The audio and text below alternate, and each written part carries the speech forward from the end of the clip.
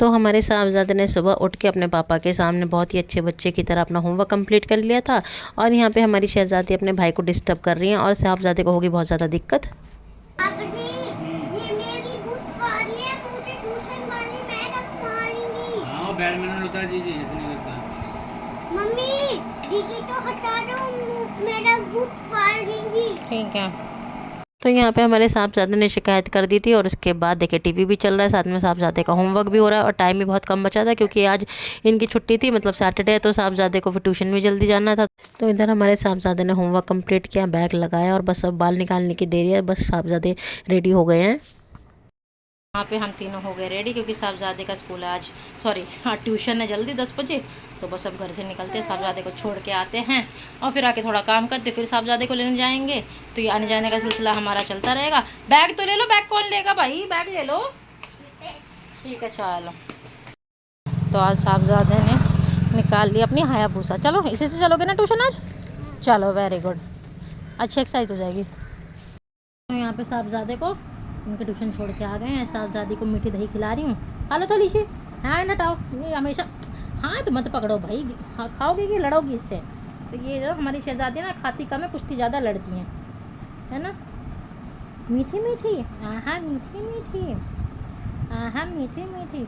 तो इनको मीठी दही खिला देती हूँ। हस्बैंड के लिए बनाया था मटर पुलाव, तोरी रोटी। तो हमारे मटर पुलाव ये रहे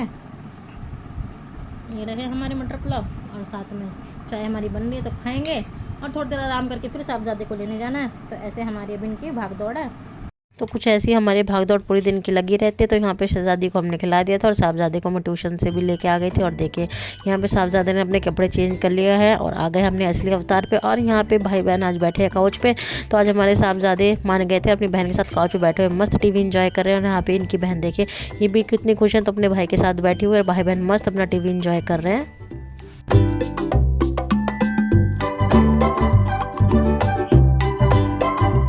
यहाँ पे फ्रेंड्स साहबजादी सो के उठ गई हैं और हमारा लंच का टाइम हो गया है। तो साहबजादी की फरमाइश आई है कि उनको दाल चावल खाने हैं, तो उनके लिए दाल चावल बना रही हूँ।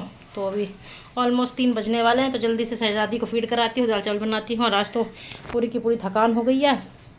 तो ये देखें हमारी शहजादी, इनका मूड कैसा हो रखा। हाँ बेटा बस बस बस। तो हमारा लंच भी रेडी हो गया था और मैंने साहबजादे को लंच भी दे दिया था, उनका फेवरेट दाल चावल जो उन्होंने डिमांड करी थी। और उसके बाद साहबजादे जब तक कुछ भी उटपटांग हरकत ना करे तब तक उनका मन नहीं भरता। तो चलिए ये भी काम हो गया था। तो लंच करने के बाद हम सब करने लगे थे आराम, पर साहबजादे का सुरताल जो है वो चलते रहता। हमारे साहबजादे फिर से शाम को नहा के आ गए हैं और इनका इवनिंग स्नैक्स का टाइम हो गया। तो ये सेब खा रहे हैं, है ना बेटू। अब तो नहीं जाओगे फिर से नहाने? अब तो नहीं जाओगे नहाने? दूसरी बार नहाए हो ना आज? इतना नहाना किस बात के लिए? गर्मी।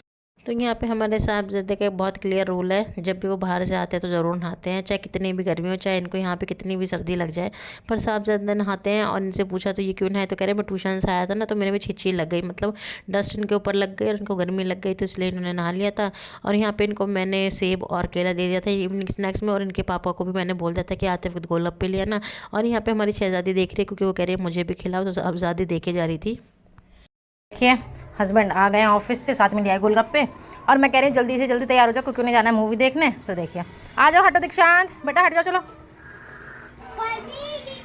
तो ध्रुव और ध्रुव के पापा ने गोलगप्पे खा लिए थे और यहाँ पे शहजादी को मैंने गोदी में ले लिया था क्योंकि इनका मूड बहुत ज़्यादा क्रैंकी हो गया था।